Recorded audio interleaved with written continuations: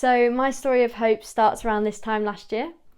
I wasn't in church in my first year, but as I came into second year, I wanted to give it a go. I'd liked something on Facebook and Emmy Burns reached out and asked me to meet for coffee. Best decision I made.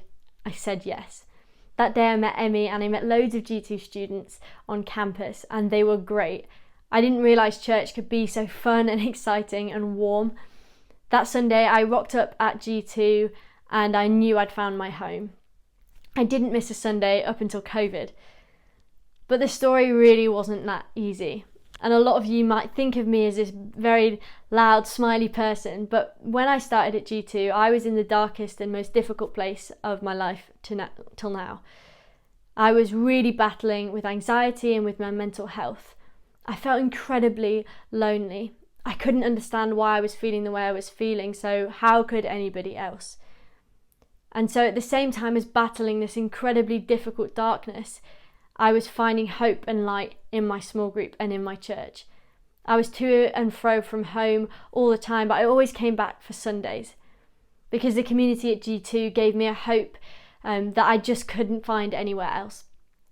And in my suffering, I met Jesus for the first time, not just Jesus that I'd read about before or heard about at church. I met him as my friend and as my father. When I wept, Jesus wept. When I cried and I called out to God, he answered me. When I was hard on myself, he was gentle. And when I needed him, he was there.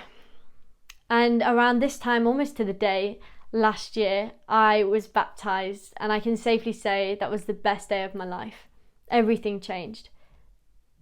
I can tell you now that place of loneliness doesn't last, because G2 as a community came and showed up for me in ways that I will never be able to thank them for. I've made friends who stuck by me and will be friends for life.